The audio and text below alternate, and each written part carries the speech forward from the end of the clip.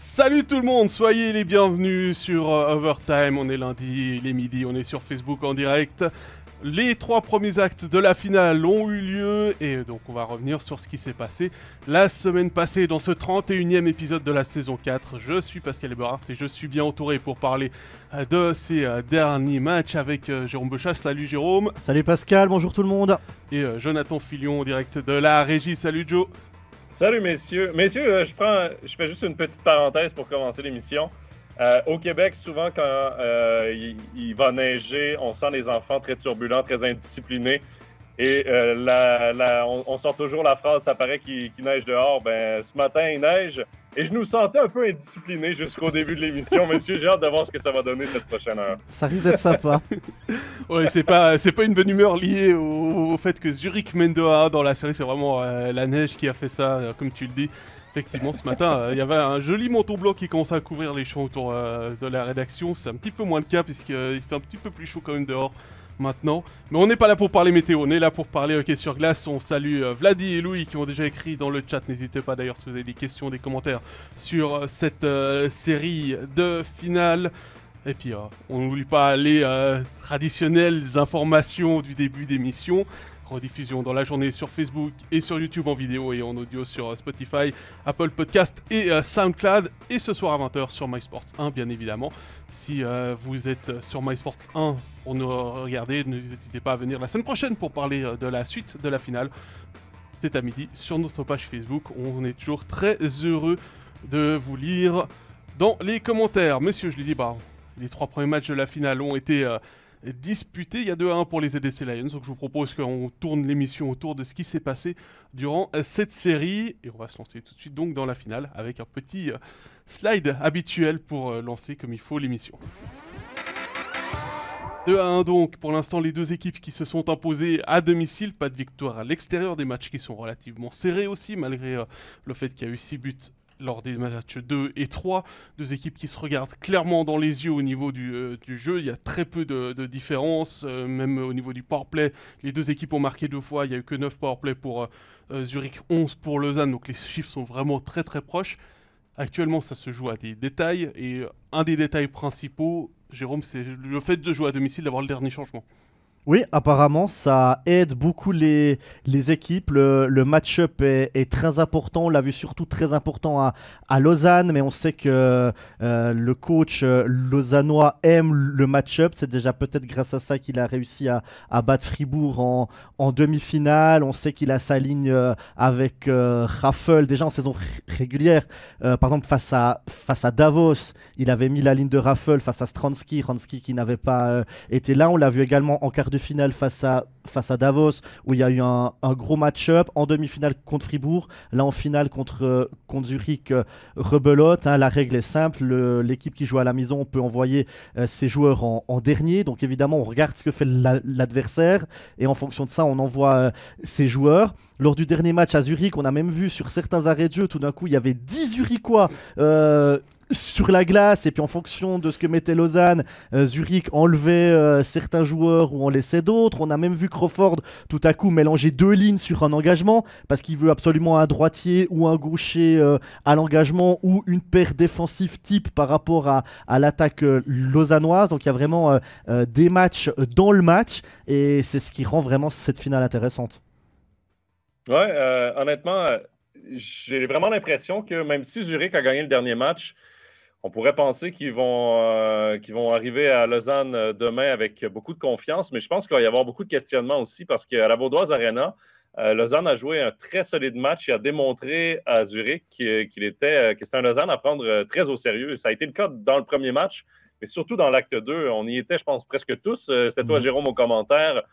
Pascal, tu étais reporter là-bas, VJ, puis moi, j'étais spectateur. Puis honnêtement, on a vraiment assisté à du grand Lausanne. Donc, vraiment, l'avantage de la patinoire fait une différence dans cette série-là, et tant mieux pour Lausanne, puisque le match 4 de cette série-là va être hyper important.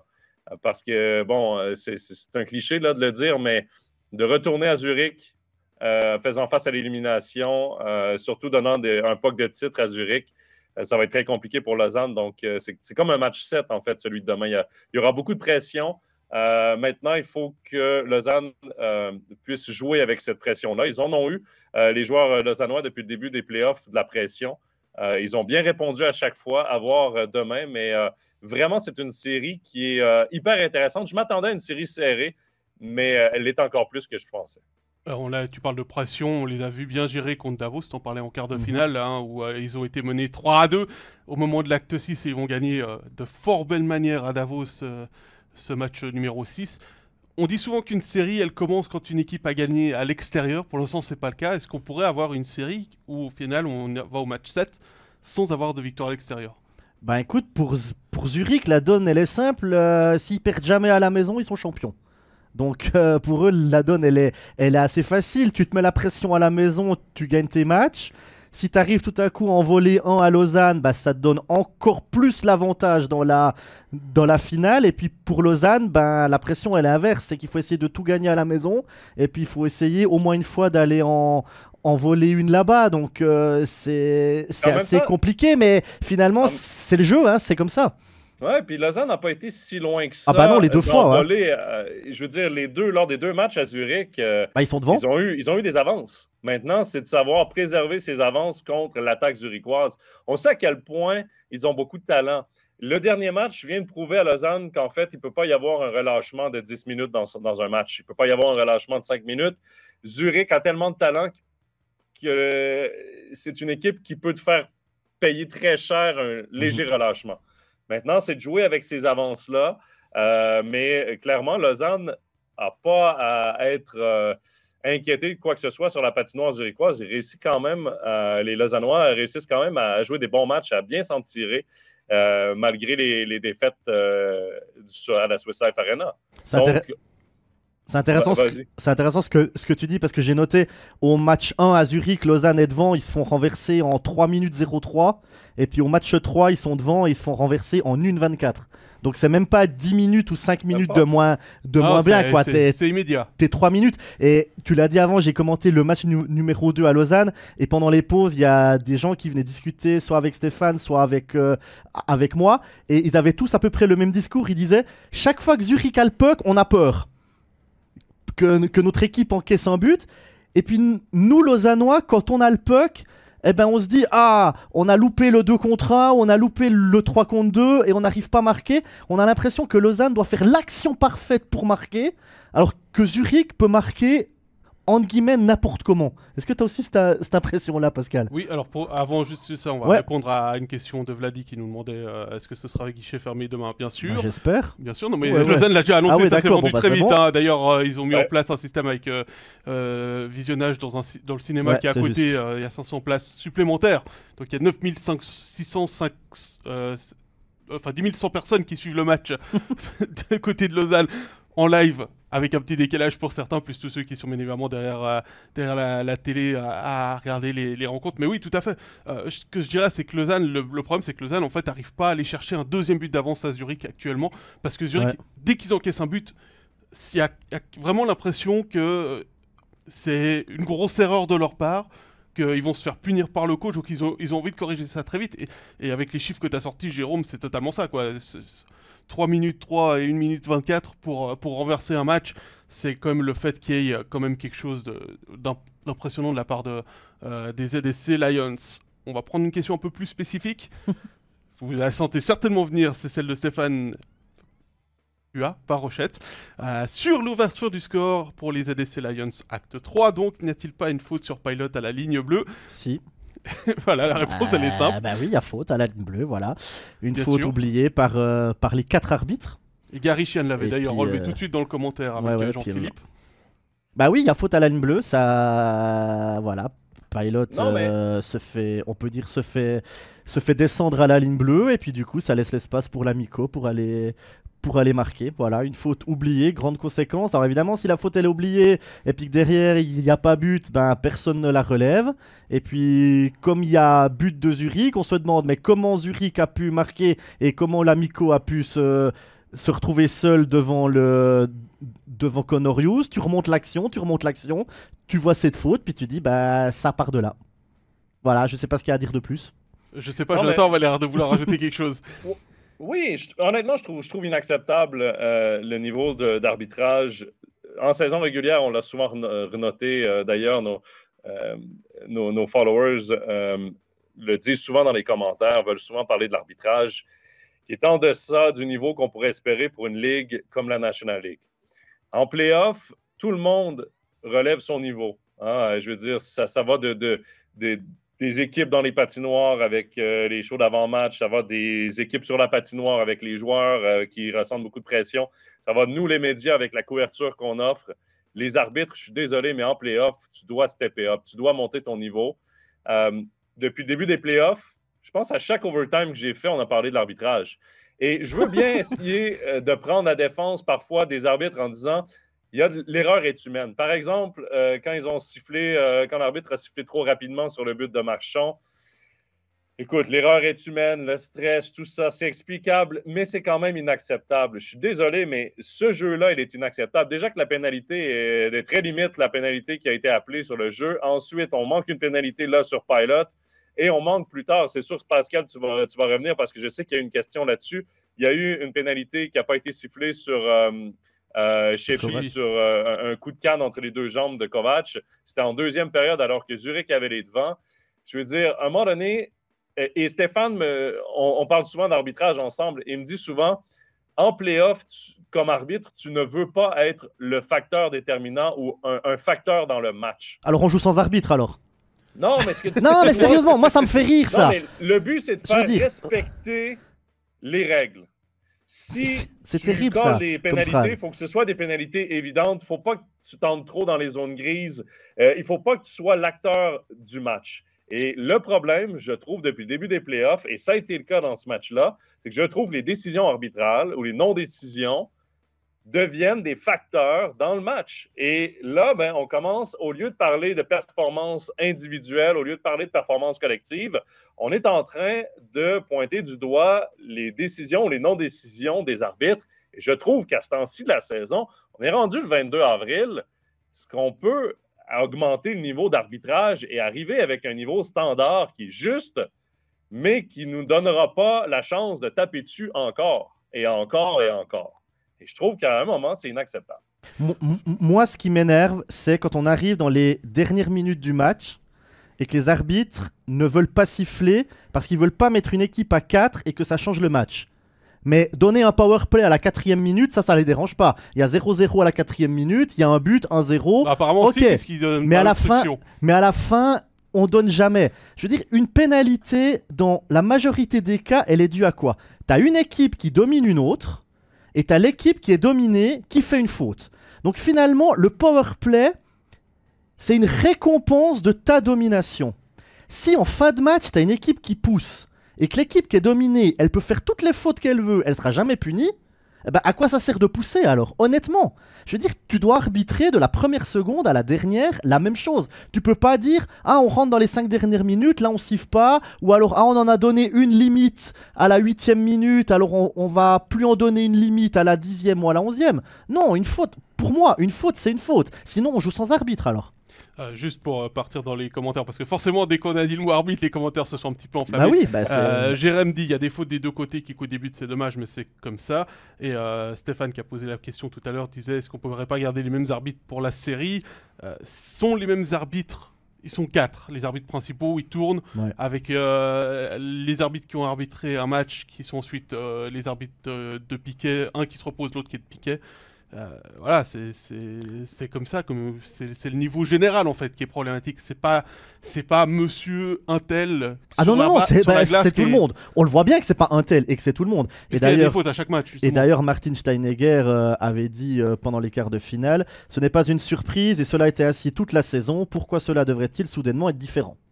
Donc je crois qu'il y a tout le monde qui se plaint de l'arbitrage, mais voilà, c'est comme ça. Il va falloir un moment, parce que la National League, c'est quand même séparé de la SCHF, là, soyons honnêtes, là, c'est rendu une entité unique. Il va falloir que la National League se pose des questions. Est-ce qu'un modèle comme la NHL serait mieux?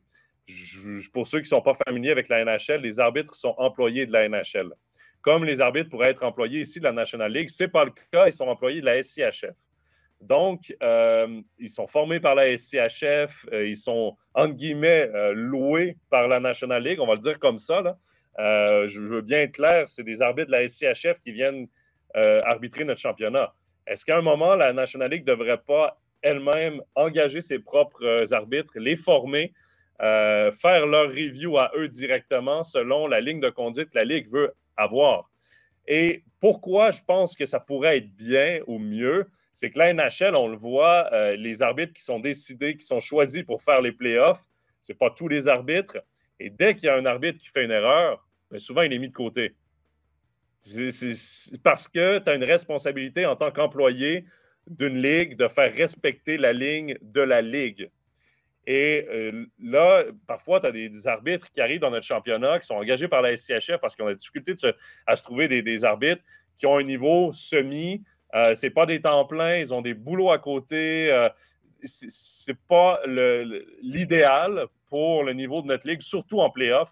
Je ne dis pas que la saison régulière, avec tous les matchs qu'il y a, peut-être que oui, ça serait bien d'avoir une espèce de système hybride, mais en play-off, est-ce qu'on peut avoir nos propres arbitres, des arbitres suisses, des arbitres de notre championnat, formés par notre championnat avec une ligne qui est maintenue tout au long des playoffs? Des erreurs, ça va toujours arriver. D'ailleurs, en NHL, l'erreur de siffler trop vite, elle est arrivée également dans un match ultra important en plus.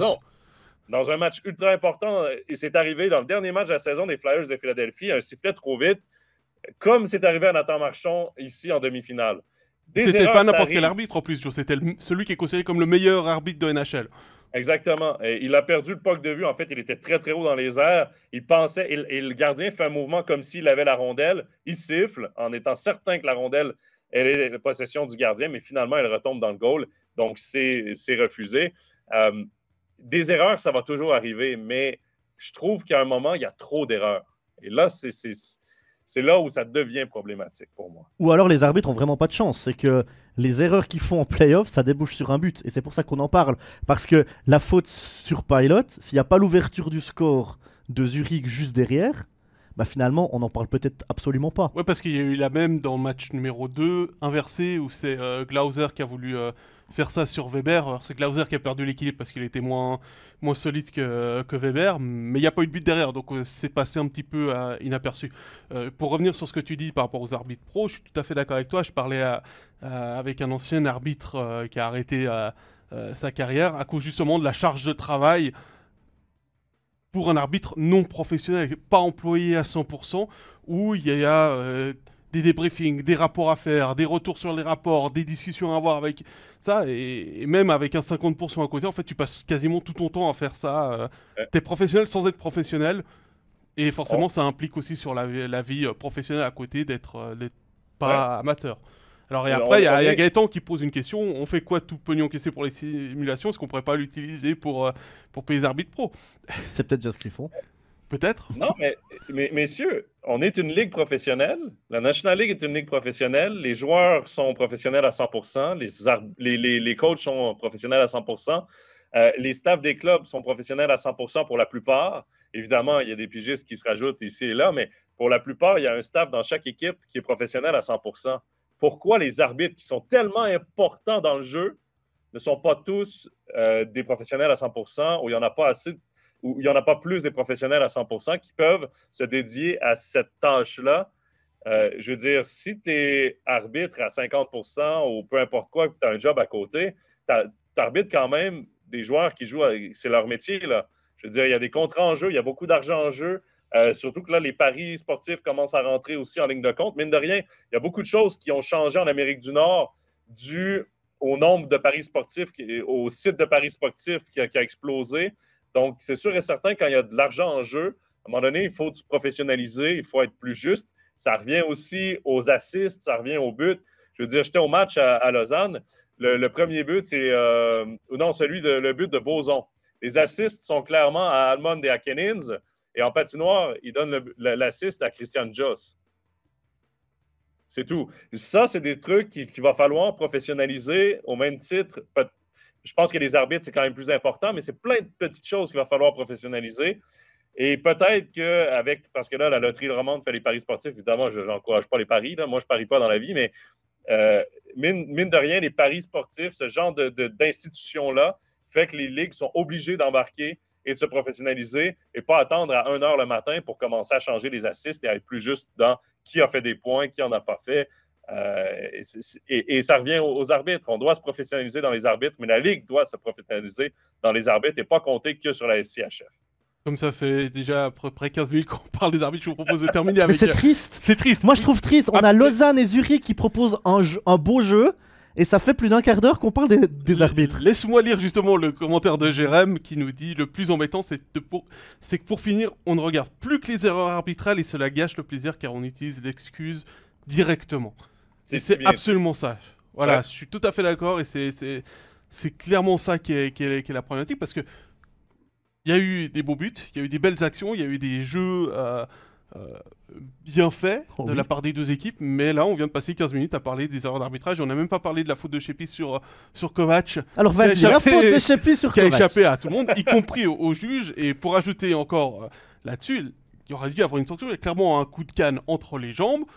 Ça se passe à côté du but. Alors, ok, l'arbitre qui est à côté du but, le R1, comme dit si bien Stéphane, lui, il est focalisé sur le puck et c'est son job d'être focalisé sur le puck. Mais quand on regarde avec la caméra derrière les buts, il y a 3 arbitres qui regardent la même action et pas le reste du jeu, et notamment le R2 qui doit avoir un regard beaucoup plus... Et puis la canne, elle est évidente. Je veux dire, c'est pas un coup sournois en plein milieu d'un groupe où tout d'un coup il y a la palette qui part. Ouais, y a pas le c'est à l'arrière de l'action. Sheppy tient sa canne à 1,50 m de lui. Je veux dire, elle est claire et nette, cette canne entre les jambes. Franchement. Que je sache, là, Sheppy ne louche pas. Là. Quand il regarde tout droit devant lui, il regarde directement Kovac, fait le geste et ensuite se tourne la tête en faisant « Oh, c'est accidentel !» Mais il s'en sort très bien. Mais ça, c'est un 5 minutes de pénalité. Hein. C'est 5 minutes de suspension au minimum en match. C'est ça. Il ne pas jouer demain. C'est que si on l'oublie... Pour le match, c'est 5 minutes. Ouais, mais si on l'oublie samedi, ce que je peux encore vivre avec, il doit être suspendu pour demain. On en a vu des suspensions a posteriori. Et selon la règle, Pascal, tu la connais beaucoup mieux que moi, il ne sera pas suspendu pour demain. Non, parce que j'avais été vérifié au début des playoffs parce que y avait plusieurs avis qui sortaient. C'est effectivement, les clubs doivent être notifiés au plus tard à 10 h du matin le lendemain du match. Nous, on peut recevoir le mail plus tard. Hein, il peut arriver, mais on n'a pas reçu de mail hier. Donc il n'est pas suspendu pour demain. À moins que tout d'un coup, ils aient oublié d'envoyer le mail, mais ça, ce serait problématique aussi. Ça parle aussi de la professionnalisation du tout. Ouais. Mais voilà, on est revenu là-dessus. C'est surtout que s'il y avait 3-2 pour Zurich à ce moment-là, donc 5 minutes de power-play aurait pu permettre à Lausanne d'égaliser et peut-être de changer la fin du match. Oui, évidemment. De nouveau, conditionnel parce qu'il y a eu la même chose sur l'action de Marchand. C'est pas parce qu'on vous dit que ils auraient pu, conditionnel, ça peut changer le cours du match, ce genre de décision. Mais je vais prendre la question de Patrice pour revenir sur le sportif. Hein. Est-ce que d'après vous, le niveau de cette finale ressemble à celle de l'année dernière? Alors c'est compliqué, parce que forcément, il y a le côté émotionnel du supporter qui va entendre la réponse et qui va dire « Ouais, mais bon, vous n'êtes pas forcément juste ». Est-ce que le niveau de la finale est aussi haut que les dernières qu'on a eues? Alors, si on parle que du jeu, je trouve que cette année, en finale, il y a plus de déchets que l'année passée en Genève et Bienne et l'année d'avant entre Zurich et Zug. Honnêtement, pour avoir vu toutes les finales, pour les avoir commentées et tout, je pense qu'il y a plus de déchets cette année. Je sais pas ce que tu en penses, Joe. Pour moi, le niveau de Zurich-Zug d'il y a 2 ans était le niveau le plus élevé qu'on a eu. En tout cas, moi, je suis en Suisse. Hein. Je me garde une réserve, évidemment, parce que je n'ai pas vu tout ce qui s'est passé avant.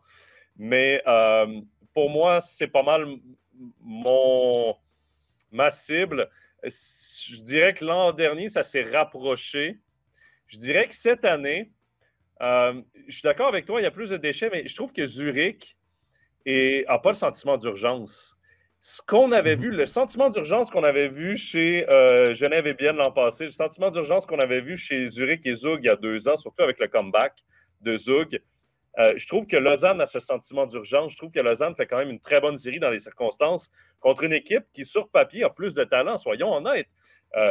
Techniquement, Zurich est plus fort que Lausanne, mais dans le jeu, je trouve que Lausanne en donne beaucoup plus que Zurich. Je trouve que Zurich, un peu à l'image de ce qu'on a vu contre Bienne, je ne sais pas si c'est mental, mais moi, j'avais l'impression contre Bienne que l'équipe savait qu'elle était de toute façon plus forte, plus talentueuse, Et je disais, on va avoir nos chances, on va les attendre, on ne les forcera pas, on va jouer du hockey correct, on va laisser les autres faire les erreurs, puis on va juste en profiter. Je trouvais que c'était un hockey un peu plus passif.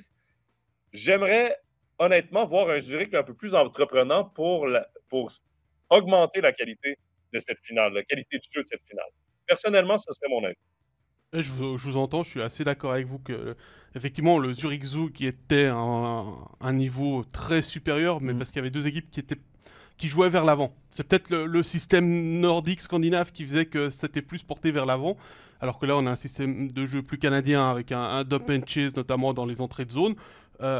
Au niveau émotionnel, la saison passée, c'était très haut parce que c'était deux clubs de notre partie de la Suisse, donc on était peut-être un petit peu plus impliqués aussi, ça, même si Lausanne fait partie de notre partie de la Suisse, mais je trouve Zurich très froid dans son jeu. Je ne sais pas si c'est une bonne explication, très calculateur à essayer de trouver, à créer l'ouverture pour aller chercher le but, et quand ils n'ont pas cette ouverture, quand ils n'arrivent pas à créer cette ouverture, à pas forcément essayer d'aller construire le jeu dans la zone de Lausanne. Même chose du côté de Lausanne, essayer d'être très calculateur dans les entrées de zone pour essayer de trouver, de créer le jeu parfait. Moins hockey, un petit peu champagne, comme pouvait le pratiquer bien sous Tormanen.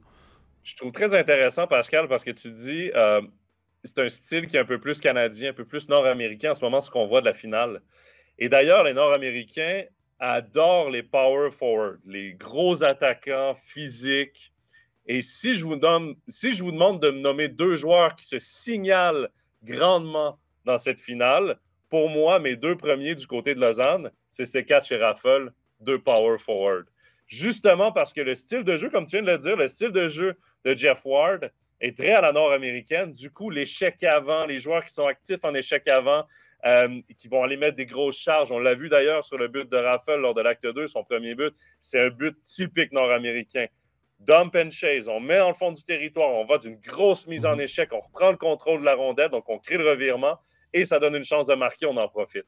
Et Sekatch, moi, il m'impressionne aussi dans ces playoffs-là. Je trouvais qu'en saison, il était aux abonnés absents. Je trouve qu'en playoff, il a vraiment augmenté son niveau de jeu. Et ça rejoint exactement ce que tu dis, dans le sens que le type de joueur préféré, je pense, des Nord-Américains est exactement le type de joueur qui se signale dans cette... Qui retient l'attention dans cette finale de mon côté. Et ce qui est marrant, c'est que tu cites comme deux joueurs qui sont européens, qui ont une grosse carrière NHL, mais qui jouent un système très nord-américain. Tu sais, moi je me demande si Zurich ne fait pas exprès que cette finale ne s'emballe pas. Parce qu'on l'a vu l'année passée contre Bienne en demi-finale, on sait comment a joué Bienne l'année passée. Hein. Tu prends le puck, tu vas vers l'avant, tu mets beaucoup de rythme, tu mets beaucoup de vitesse, et c'est un jeu qui ne convient pas aux Zurichois. Absolument pas. Et on l'a vu lors de l'acte numéro 2, tout à coup, Lausanne a commencé à récupérer des pucks, à se créer des 2 contre 1, des 3 contre 2. D'ailleurs, le but de Ria, il est comme ça.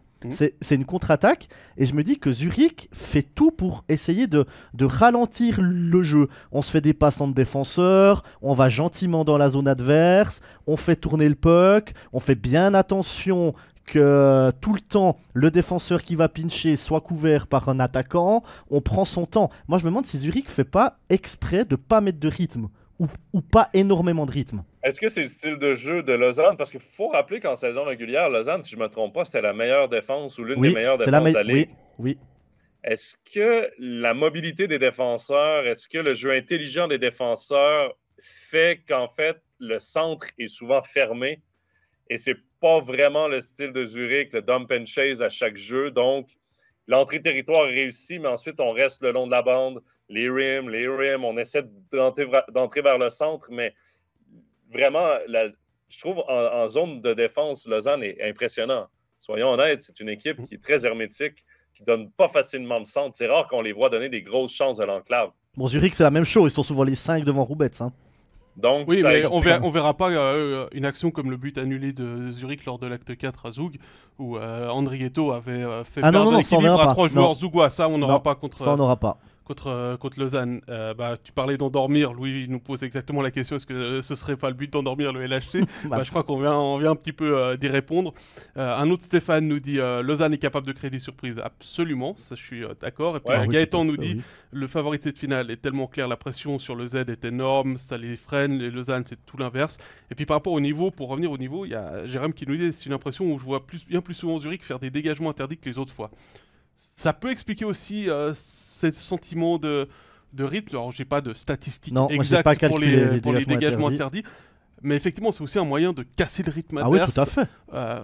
Même en ayant des joueurs qui sont obligés de rester sur la glace. On le voit, il y a tellement de conscience défensive. Vous l'avez relevé, tant Jonathan que Jérôme, de part et d'autre, que finalement... casser le rythme offensif, casser les rimes, casser tout ça en faisant des dégagements interdits, ça peut aussi aider à avoir ce sentiment que le niveau est peut-être un petit peu moins bon que les autres années. Et il y a le fait aussi, parce que moi non plus, j'ai pas remarqué cette possible statistique ou cette possible tendance des Zurichois à faire plus de dégagements interdits. Mais ça peut être aussi que Zurich essaie de forcer des longs jeux pour essayer de forcer des surnombres, d'essayer de forcer des 1 contre 1 et pas toujours arriver à 1 contre 2 ou à 2 contre 2 parce qu'ils savent qu'ils auront très peu de chances d'obtenir une chance de marquer avec ça. Donc, essaie d'aller d'un jeu de transition long mais rapide pour prendre à contre-pied la défense lausannoise. Et le problème de ces jeux-là, c'est que c'est un pourcentage d'efficacité très bas. Et le résultat devient souvent un dégagement refusé. Ça peut être peut-être aussi une explication. En plus, comme tu le disais très bien, Pascal, d'essayer de casser le rythme d'attaque de Lausanne. Parce que quand Lausanne se met à tourner en zone zurichoise, le dégagement interdit vient les casser tout simplement. Même si tu restes sur la patinoire, ça casse quand même leur momentum, leur rythme. Parce qu'après, il faut gagner l'engagement. Il y a des très bons joueurs de centre à Zurich aussi. Dans cette... Alors, j'ai pas pris la statistique des engagements avant l'émission. Frédéric nous dit Lausanne est clairement meilleur que ce que le Z, et il rajoute entre parenthèses, et la plupart d'entre nous le pensaient pour cette finale. Ouais, je pense que Zurich s'attendait pas forcément à ça, même si on a vu qu'en saison régulière, les matchs contre Lausanne ont été extrêmement serrés. Donc, il y a quand même pas mal de préparation, de vidéos et autres, mais ils ont tellement roulé sur les quarts et les demi-finales que je pense qu'ils ont été un petit peu surpris sur ce début de finale, sur cette première semaine. Peut-être qu'on va voir un autre Zurich demain. Écoute, moi, j'ai un peu le sentiment que demain, Zurich va sortir beaucoup plus fort, va essayer de prendre le jeu à son compte sur l'acte 4 pour essayer de garder cette série le plus court possible. Écoute, moi, sur ces 3 premiers matchs de finale, j'ai pas retrouvé le Zurich que j'ai vu contre Zug en demi. Alors, est-ce que c'est Zurich qui joue un peu moins bien parce que c'est une finale, parce qu'il y a la pression? Est-ce qu'il joue moins bien parce que Lausanne joue mieux que ce qu'a fait Zug en demi et les gêne un peu plus? C'est peut-être aussi un peu des deux, mais c'est vrai que pour l'instant, je ne retrouve pas ce Zurich des demi-finales. Et je sens Zurich, comme tu l'as dit, Pascal, qui gère un peu le truc. C'est comme à Lausanne lors de l'acte 2, ils étaient menés, Zurich. Est-ce que, ok, ils ont sorti le gardien, ils ont essayé de pousser à la fin, mais est-ce que tu les as sentis vraiment pousser pour vraiment aller chercher une égalisation? Moi, je les ai pas sentis comme ça. Ils étaient menés de 2 buts, ils ont sorti le gardien, ils ont essayé d'attaquer, et j'ai un peu senti, bon bah voilà, on a perdu l'acte 2, c'est 1-1 dans la série, rien n'est fait, et puis on a l'acte 3 à la maison. Je ne sais pas si vous avez ressenti un peu la même chose. Oui, ça revient au sentiment d'urgence. Moi, je ne sens pas de sentiment d'urgence dans le jeu de Zurich. Et c'est là où ça peut vraiment se payer cher dans le cas de Zurich, parce que si la série se prolonge, Lausanne joue avec ce sentiment d'urgence. Lausanne est en mode play-off depuis longtemps. Lausanne sait que chaque match est une guerre de tranchées. Chaque match est pour sa survie et pour prolonger sa saison. Les joueurs sont blessés. Ils ont joué beaucoup plus de matchs que Zurich aussi dans le dernier mois. Soyons honnêtes, Zurich, 8 matchs. En plus qu'ils n'avaient pas joué les play-ins, ont eu énormément de pauses. Ils sont probablement en santé, moins touchés, moins blessés. Alors que du côté de Lausanne, il y a des petites blessures ici et là, à gauche, à droite. On joue en dépit de ça. Donc, c'est vraiment une équipe qui, si la série s'allonge, va être très dangereuse, Lausanne, justement parce qu'ils ont déjà enclenché ce mode-là. J'ai l'impression que Mark Crawford, oui, veut, un peu comme tu le dis, Jérôme, veut un gros match demain. Veut qu'enfin son équipe active le mode play-off ou urgence. Je ne sais pas comment l'expliquer, mais vraiment parce que ce 4e match-là peut être un point tournant dans la série. grandement. Moi, j'ai l'impression que Zurich, c'est un petit peu... Bah, tant pis, on gagnera le prochain. Non, mais ils sont tellement en confiance. J'ai l'impression que les joueurs sont tellement en confiance... On gagnera le prochain à la maison. Que même s'ils en perdent un, ils vont se dire, bah, c'est pas bien grave, on gagnera le prochain. C'est comme quand ils encaissent un but. Tout à coup, ils sont à 0-0, ils savent qu'au bout d'un moment, ils vont bien en mettre un. Lausanne marque, ils sont menés, et tout d'un coup, on est à la maison, on est mené, il faut appuyer sur l'accélérateur. Et puis ils mettent 2 buts en 3 minutes, ou 2 buts en 1 minute et demie, ils ont renversé, et puis, oh bah c'est bon, on a réussi ce qu'on voulait faire. Et pour l'instant, pour eux, ça marche. Mais... attention à la peau de banane. Ça revient sur le sentiment d'urgence. À un moment où ils encaissent un but, là on a ce sentiment qu'ils ont le sentiment d'urgence. Pour revenir sur ce que tu disais, Jonathan, Christian a écrit au moment où tu en parlais, est-ce que la forme physique va jouer un rôle au cours de cette série, Lausanne ayant joué plus de matchs que Zurich les tours précédents? Je suis pas sûr, hein. On l'a vu les autres années que c'est possible de gagner en 21 matchs un titre pendant que l'équipe en face a joué que 8 matchs. Hein, c'est le cas de Davos en 2009 face à Cloton. Et puis par rapport à la façon de ce qui est expliqué, il y a Olivier qui nous dit impossible de penser comme cela, trop de risques. Voyons de se dire ouais, on va marquer le prochain, on va facilement marquer. Mais c'est le sentiment qu'on a de l'extérieur. On n'est pas dans le vestiaire, on n'est pas sur le banc avec les joueurs, donc on ne sait pas comment est-ce qu'ils se préparent, comment est-ce qu'ils abordent le match.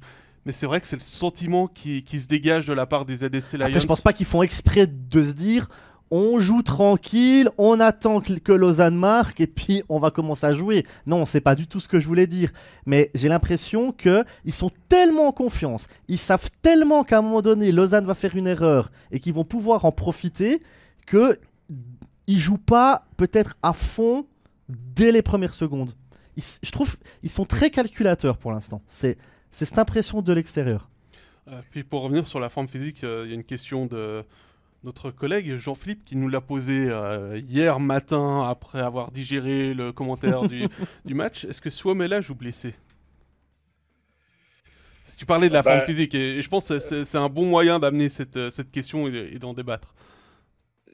Moi, je trouve ça très intéressant. Il faut reculer au match contre Davos en quart de finale. Moi, je le commentais. Il faut se rappeler de la charge par derrière qu'il avait reçue du Sven Young. Pas de commotion cérébrale, pas de fracture au niveau de l'os orbital, donc bonne nouvelle. Il avait des maux de tête parce que semble-t-il que c'était au niveau de la nuque que ça avait coincé. Donc, la nuque souvent donne des maux de tête, mais ce n'était pas des maux de tête liés à une commotion cérébrale. Par contre, est-ce que ça cache quelque chose? Est-ce qu'il traîne une légère blessure due à ça? Peut-être. Honnêtement, à ce temps-ci de la saison, je serais curieux de savoir quel joueur joue à 100%. Et qui ne traîne aucune blessure. Prenons juste en exemple Andrea Glauser. Contre Davos, il avait été blessé à une jambe. La même chose contre Fribourg après la mise en échec de Berchi, le genou contre genou à la deuxième période de prolongation, je crois, ou je me souviens plus, première ou deuxième période de prolongation. C'est moi qui commentais, mais j'ai perdu le fil des minutes et des périodes. Mais... clairement, Glauser est sûrement touché, sûrement blessé. C'est Gennady qui est sorti au dernier match. Il a bloqué un shoot avec la main. Normalement, c'est très fragile une main. Donc, beaucoup de joueurs qui se blessent à la suite d'un tir bloqué à la main. Il est revenu rapidement. Ça, c'est la bonne nouvelle. Mais est-ce qu'il est à 100%? Ça, c'est une autre question. On n'est pas dans le secret des dieux. Et évidemment, les équipes gardent tout le plus secret possible.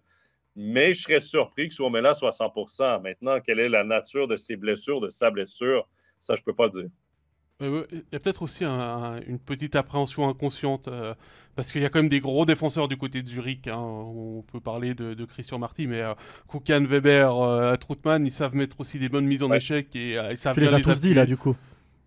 Bah, à part Lettonen qui est pas le joueur le plus physique, mais effectivement, j'ai oublié Phil Baltisberger si tu veux la liste complète, mais Zurich a une défense qui est aussi très solide robuste, ouais, c'est clair. Et qui est robuste, et peut-être qu'il y a une petite appréhension de manière inconsciente de dire il y a quelques matchs j'ai pris une grosse charge, j'ai terminé la tête contre la bande. Et peut-être quand il est à 1 mètre de la bande, il a un petit peu de sentiment. Mais j'ai pas observé Suomela pour voir si effectivement son body language, comme on dit en bon français, était reflétait cette réflexion-là. C'est Ouais, plus puis une après- réflexion que j'ai maintenant. Après, moi, honnêtement, je serais défenseur zurichois. Je joue contre Lausanne. Je surveille Suomela comme le lait sur le feu. Je lui laisse pas 30 cm de liberté. Donc, ses performances en finale sont peut-être aussi dues à ça. Il est peut-être, comme tu l'as dit, Joe, légèrement touché. Comme tu l'as dit, Pascal, peut-être légèrement pas en confiance. Et puis en plus, il a les Zurichois sur le dos. Parce que tu peux pas y laisser un puck facile. Tu peux pas y laisser faire une passe. Tu peux rien lui laisser, en fait. Absolument. Il a pas beaucoup d'espace. Et Frédéric a dit Lettonen, lui, il les encaisse, les grosses charges, absolument. Ouais, alors celle de Raffle, waouh. Elle était vraiment impressionnante. Et, D'ailleurs, il a pas Celle-là fini le était- tiers, puis il est revenu après. Hein. Je me et, demande s'il est pas... les Je pense qu'il Zurichois avait été étaient... coupé par sa visière. Moi, j'ai C'est possible. l'impression, j'ai eu ce... Parce que c'était vraiment, moi, j'étais comme spectateur, j'étais dans l'arrondi, justement, derrière Rouvets. Et honnêtement, j'ai tout de suite eu l'impression qu'il devait être coupé quelque part, que ce soit au nez, à la joue, par sa visière, parce que c'est vraiment la visière qui rentre en contact avec la bande et ensuite avec le visage. Elle était solide, celle-là. On a d'ailleurs vu un très bel échange entre Andrighetto et Raffol depuis les bancs, où Andrighetto gueulait sur les arbitres et Raffol regardait Andrighetto en lui disant... En lui Lève disant la ça, ouais, lève la tête, hein. Lève la tête, mon grand. Mais moi, j'ai une question, messieurs. Vas-y. Parce qu'on parle de Raffel, j'ai parlé de Sekatch. On peut parler de Glauser aussi, qui, pour moi, est peut-être le MVP de Lausanne dans ses playoffs. Il est incroyable, Andrea Glauser, quand on le regarde jouer, autant offensivement que défensivement, physique. Dans son volume de jeu aussi, il joue énormément de minutes. Glauser, il lui reste 1 an de contrat. Raffel, Sekatch sont sans contrat l'an prochain. Qu'est-ce que vous faites, messieurs? Est-ce que les performances en playoff vous ont convaincu de peut-être prolonger les 2 étrangers et tout de suite de commencer à discuter avec Glauser pour une éventuelle prolongation de contrat? On sait qu'il y a d'autres équipes qui vont être grandement intéressées.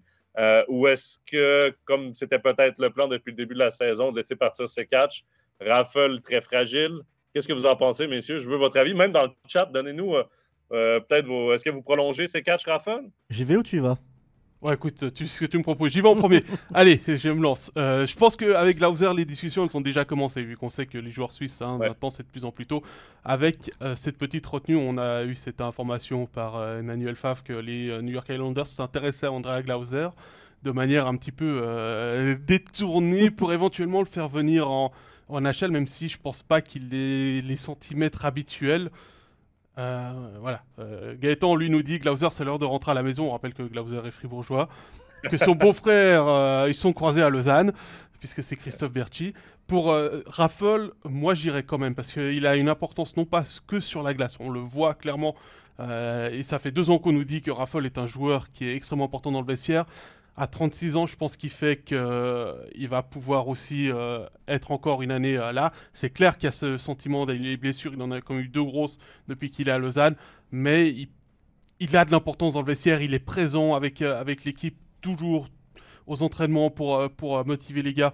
C'est pas pour rien qu'il a été nommé capitaine d'ailleurs par ses coéquipiers. Sekatch, j'ai un petit peu plus de retenue sur lui parce que Sekatch, il est bon à partir du mois de janvier. Et le problème, c'est qu'il y a besoin d'un Sekatch à partir du mois de septembre. Donc, est-ce que ça vaut la peine de l'engager au mois de septembre pour qu'il commence réellement à être efficace au mois de janvier? Je pense qu'il y a plusieurs directeurs sportifs, dont John Fuss, qui réfléchissent à ça. Vas-y, à toi, Jérôme. Pour Glauser, j'espère pour Lausanne que les discussions ont déjà commencé. Parce que franchement, défenseur suisse, avec ce qu'il montre en saison régulière et ce qu'il montre en play-off, je pense qu'il faut le garder, clairement à Lausanne. Raffel, il a une grosse importance dans le vestiaire, comme tu l'as dit Pascal, c'est pas pour rien qu'il est nommé capitaine sur les matchs à l'extérieur. Donc ça veut dire qu'il a la confiance de l'équipe, ça veut dire que l'équipe l'écoute quand il parle, ça veut dire aussi que les autres joueurs le prennent comme un exemple. Donc on pourrait le prolonger. Après, il faut voir ce que tu peux engager à la place. C'est toujours ça. Ça dépend avec quels autres étrangers tu es en contact, quels autres étrangers veulent venir. Donc avec les étrangers, c'est toujours un peu délicat parce que des joueurs suisses, il y en a pas 100 000. Donc quand tu as un joueur comme Glauser, il faut le garder. Des étrangers, j'ai envie de dire, il y en a tellement, t'en perds un, t'en retrouves un. C'est un peu malaisant de dire ça finalement, mais c'est un peu la vérité. tu perds 2 Finlandais, tu vas en chercher 2 autres, c'est un peu kiff-kiff.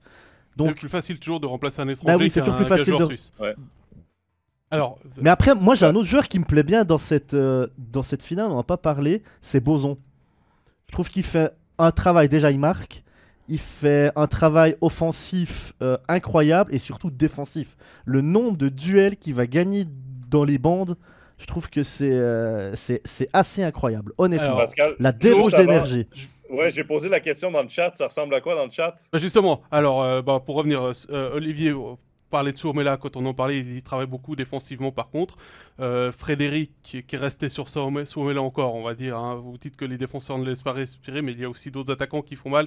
Il suffit de remarquer que le top scorer change à chaque match du côté du LHC pour montrer la qualité des attaquants. Pour revenir sur les transferts, Philippe nous dit qu'il n'y a pas des Finlandais qui sont sur la liste des potentiels transferts. Absolument. Il y en a 3 d'ailleurs. Louis nous dit Raffol, avec ce qu'il a montré en fin de saison, je le prolonge. Et Olivier qui nous dit Raffol, on le garde numéro 7. Pas Sekac, pas Salomaki, pas Kovac et Glauser, 5 ans. Parce que les Finlandais vont arriver. Voilà. Qui a écrit ce dernier commentaire? Olivier. Bon, ouais, Olivier a 100% mon avis. Parce que honnêtement, c'est exactement ce que j'allais dire. Raffel comme 7e. Ouais. Il a le C. Qui a l'autre C? C'est Gennady. Pourquoi? Ce sont 2 joueurs qui sont en fin de carrière, mais ce sont 2 joueurs qui inculquent une culture dans le vestiaire du LHC. Et parfois, c'est bien beau de vouloir des joueurs qui font des points au tableau, qu'on entend leur nom parce qu'ils sont spectaculaires et tout. Mais parfois, tu as besoin d'une culture, tu as besoin de bons vétérans dans un vestiaire et Raffel incarne exactement cela. Par contre, il est tellement fragile que moi, je l'engagerais, mais surtout pour sa présence dans le vestiaire, pour ce qu'il peut amener en play-off, ce qu'il peut amener sur certaines périodes, mais il est fragile, donc tu dois t'attendre à ce qu'il soit blessé une partie de la saison. Sekac, pour moi, il a eu une longue audition. C'est quoi? C'est 3 saisons avec le LHC. Je pense qu'on ne peut pas le prolonger sur un printemps. Et pour ce qui est de Glauser, je suis d'accord. Il faut que le Lausanne Hockey Club, même si la NHL cogne à sa porte, même si Fribourg cogne à sa porte, il faut que le LHC le signe cet été à long terme parce que peu importe où il va jouer, il va tout de suite améliorer son équipe. Je crois qu'on a été assez d'accord sur Glauser de toute façon. Bon, après, tu dis Glauser pour Lausanne et Fribourg, mais je pense que tous les directeurs sportifs de National League sont intéressés par Glauser. Oui, mais évidemment, le lien est facile à faire parce que. Évidemment, ouais, mais. C'est un Fribourgeois. Mais moi, j'espère qu'il reste surtout en Suisse romande parce que c'est un joueur franchement agréable à voir jouer. Absolument. Là-dessus, on a fait le tour sur ces contrats-là et effectivement, les différents arguments se tiennent et se valent. Hein. On n'a pas la liste des Finlandais en tête, mais on n'est pas là pour parler non plus des futurs transferts du Lausanne Hockey Club. On vous rappelle que l'acte 4, c'est demain à 19h40 sur MySports et sur L'Aimant Bleu. Messieurs, je vous propose qu'il nous reste un tout petit peu de temps. On fait un tour du côté des actualités de la semaine passée. Il n'y a pas eu beaucoup d'actualités, hein. On reste quand même en finale. Les clubs n'essayent pas tous de faire attention quand est-ce qu'ils communiquent, mais il y a eu une information du côté de Genève qui est tombée juste avant le match à Lausanne. Pas un très bon timing, hein. C'est la prolongation d'1 an pour Marc-Antoine Pouliot. Jérôme, bonne signature? Bah évidemment, oui. Je pense que Marc-Antoine Pouliot, il a prouvé cette année dans un rôle un petit peu spécial, c'est-à-dire dans le 4e bloc et jouer en power play avec les étrangers. Il a mis ses buts, il a fait ses assises. Dans le 4e bloc, il fait le job. Il a prouvé qu'il était encore en forme pour ces 2 rôles-là. Alors c'est clair, on va plus voir un Marc-Antoine Pouliot dans un premier ou dans un 2e bloc à 5 contre 5, qui fait plus ses accélérations d'il y a quelques années. Mais dans ce rôle-là, je le trouve vraiment très bon. 4e bloc, il fait parler son expérience, il fait parler sa technique, son sens du jeu. Et puis en powerplay, c'est ce qu'on lui demande. Le powerplay, c'est un jeu entre guillemets arrêté. Et c'est là que Marc-Antoine Pouliot fait la différence. Il voit des lignes de passe que peut-être d'autres joueurs ne voient pas. Il arrive surtout à faire des passes très précises que d'autres joueurs ne font pas. Il a le sens du jeu au-dessus de la moyenne. Donc je trouve que c'est très logique qu'il ait prolongé d'une année. Ce contrat-là, c'est le résultat de son passeport, soyons honnêtes. Si c'est un joueur étranger, il n'a pas de contrat. Oui, évidemment. Par contre, en étant un joueur suisse, il a ce contrat-là. Et moi, je trouve que c'est une super signature. On vient de parler de Raffel en parlant de leadership, de culture. C'est exactement ce que Marc-Antoine peut faire, mais en restant en santé. Et c'est un joueur, justement, qui amène, même s'il prend des pénalités parfois qui sont discutables, même si parfois il va faire grincer des dents son entraîneur, son directeur sportif, reste qu'il amène beaucoup d'émotions dans le jeu. Et dans des soirs où, par exemple, tu affrontes un Cloton, tu sais que tu vas manquer d'émotions, ben Pouliot peut t'en amener une dose, ce qui est très important. Ce qui est très important. Ensuite, Pouliot sur un 4e bloc ou même sur un 3e bloc, messieurs, c'est du luxe. Ça. Quand tu as Marc-Antoine Pouliot sur un 4e bloc, ça veut dire que tu as de la profondeur dans ton effectif. Il faut dire que niveau joueur suisse, Genève a amené Luca Ischier. C'est pour l'instant la seule des signatures qui a été annoncée du côté suisse, si je ne me trompe pas. Et niveau constance, Pouliot a beaucoup plus de constance que Luca Ischier. Donc, même si Ischier est beaucoup plus jeune, je pense que dans la constance de son jeu, Pouliot a montré que ce soit comme profondeur, que ce soit sur un power play, que ce soit certains soirs sur un trio très offensif, il a sa place. Joris a connu une bonne saison du côté de Genève, Pouliot également. Pour moi, ce sont deux joueurs qui sont passés un peu sous les projecteurs parce que, évidemment, on parlait beaucoup des étrangers, on parlait beaucoup des grands acteurs à Genève cette année qui n'ont pas nécessairement connu des saisons à la hauteur de leur talent ou à la hauteur des attentes, mais dans les acteurs de soutien qui ont connu de très, très bonnes saisons, on peut parler de Pouliot et on peut parler de Joris, et ça vient de se concrétiser avec cette prolongation d'1 an à Marc-Antoine Pouliot. Pas grand-chose d'autre à rajouter parce que j'allais dire, il est là aussi pour la culture dans le vestiaire. Tu en as parlé, Jonathan. Effectivement, il est là aussi pour guider les plus jeunes joueurs sur le chemin de la réussite en National League.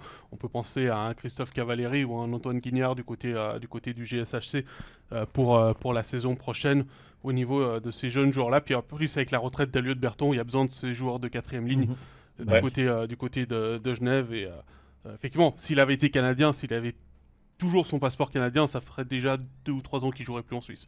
Faut être honnête là-dessus. Oh oui, tout à fait. Genève avait pris le pari de le signer 2 ans l'année où il a eu son passeport.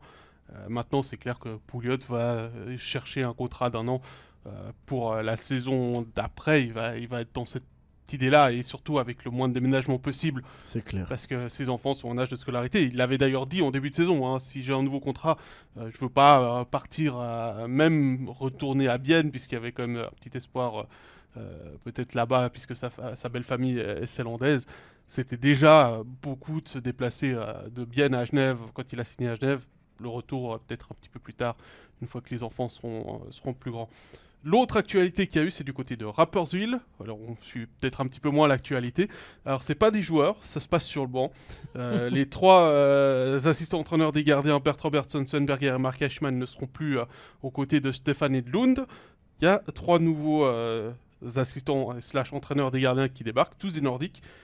Fabian Gunnarsson, qui était assistant à Mora la saison passée, pour 2e assistant. L'entraîneur des gardiens, Jaakko Valkama, qui était en Allemagne à Schwenninger, et surtout un nom qu'on connaît, c'est pour ça que je le mets en dernier, Johan Nunskog, ex-entraîneur principal de Berne, viré il y a 2 ans, ex-entraîneur principal de Mannheim cette saison, viré. Est-ce que c'est pas... il sera pas dans un rôle qui lui convient mieux aux côtés de Stéphane Edlund en tant qu'assistant? Alors ça, je sais pas, mais ça doit faire... Normalement, c'est l'inverse, c'est plutôt les assistants qui, à un moment donné, deviennent entraîneurs principaux ou entraîneur principal. Là, c'est l'inverse. Écoute, au vu de la saison de Rapperswil cette année par rapport aux autres années, ils ont secoué le sac, comme on dit. Ils ont fait des changements. C'est pas illogique, honnêtement. À part Lutskog, les 2 autres, j'ai aucun avis parce que je les connais pas, donc je vais pas m'aventurer sur des gens que je ne connais pas. Après, Lutskog, on l'a vu à Berne, il a fait une seule saison. On l'a démis de ses fonctions. Il est allé à Mannheim. Alors pour être franc, j'ai pas suivi la DOL, mais il a déjà été démis de ses fonctions aussi. Il revient à Rapperswil dans un championnat qu'il a connu. Je pense qu'en étant assistant, il peut peut-être apporter des choses sur certains joueurs, mais le fait qu'on ait secoué le sac du côté de Rapperswil, c'est pas quelque chose qui m'étonne. Alors pour être complet, juste avant que Joe donne son avis, Svenberger et Mark Eichmann, il reste à Rapperswil, mais dans le mouvement junior, tandis que Bert Robertson, lui, il devient assistant le sac au niveau de la première équipe, quoi. Ouais. Moi, je suis pas étonné. Lundskog, s'il a eu 2 jobs de head coach, je sais pas, avant d'arriver à Berne, je me souviens plus. Il était assistant à Frölunda. Il était assistant. Donc, on a voulu justement l'essayer comme head coach parce qu'il a des qualités. Ça, c'est certain. Sinon, il n'aurait pas une si longue carrière dans le coaching. Ça n'a pas marché comme head coach. La job d'head coach est tellement différente de la job d'assistant coach que je me dis, pour Rapperswil, c'est peut-être un beau pari parce qu'en fait, les qualités qui l'ont fait monter head coach, il les a toujours. Le problème, c'était peut-être dans sa gestion de l'individu, dans la globalité. Mais là, si tu lui donnes un rôle direct, si tu lui dis, par exemple, tu t'occupes des défenseurs, tu t'occupes des attaquants, c'est peut-être là où il peut se mettre, lui, en valeur et ce sera tout bénef pour Rapperswil. Donc, moi, j'aime quand même cet essai-là, surtout que c'est un gars qui connaît le championnat, parce que là, tu arrives avec d'autres assistants coach qui ne connaissent pas le championnat ou peu le championnat. Là, tu as vraiment un gars qui connaît le championnat, qui pourrait avoir coaché ici. Peut-être qu'il n'avait pas d'autres possibilités comme head coach, donc il a choisi ce job d'assistant coach, ou peut-être même que lui souhaitait, après 2 essais infructueux comme head coach, revenir dans ce dans quoi il est bon, assistant coach, parce qu'il a fait sa carrière là-dedans avant. Donc, moi, j'aime bien, j'ai hâte de voir ce que ça va donner. Le meilleur exemple, moi, que je prendrais, puis c'est un exemple qui va parler peut-être le nom, en tout cas, à beaucoup de gens ici, c'est Guy Boucher, l'ancien entraîneur à Berne. Guy Boucher, head coach de carrière, entraîneur-chef dans la Ligue de hockey junior majeur du Québec, dans la AHL, dans la NHL, ici en Suisse. Il a accepté un poste d'entraîneur adjoint à Toronto cette année. Pourquoi? Parce qu'il était critiqué parce que c'est un entraîneur qui est très, très exigeant, très, très dur. Et il ne voulait pas nécessairement toutes les responsabilités du poste d'entraîneur-chef. Et certains hésitaient à lui redonner un poste d'entraîneur-chef justement par sa réputation. Mais il a tellement de qualité et d'intelligence dans le jeu, dans le coaching, qu'il a accepté un poste d'entraîneur adjoint. Et pour l'instant, à Toronto, ça marche très bien. Donc, peut-être que ce sera la même chose à Rapperswil. À voir, ce sera de la musique d'avenir. Messieurs, on est arrivé gentiment au terme de cette émission. Je vous rappelle que dans quelques instants, vous pourrez retrouver la diffusion en vidéo sur Facebook, sur YouTube dans l'après-midi, sur Apple Podcasts, Spotify et SoundCloud pour les versions audio. N'hésitez pas non plus à vous abonner à Twitter et Instagram pour suivre toutes les actualités de la National League sur MySports, également les programmes de match. Je vous rappelle que demain, 19h40, MySports 1, Léman Bleu, l'acte 4. Depuis la patinoire de la Vaudoise Arena, acte 5 jeudi, ça c'est pour les affiches sûres. Et s'il y a un acte 6, ce sera samedi de nouveau 19h40 sur MySports 1 et Léman Bleu. Merci à tous dans le chat, vous avez été une nouvelle fois très actifs, on vous remercie pour vos questions et pour vos avis. Merci Jonathan, merci Jérôme. Merci à toi Pascal. Et on se dit rendez-vous dans une semaine, lundi 29, pour le prochain épisode d'Overtime. Excellente semaine à tous, excellente finale à tous. Bye bye. Bye bye.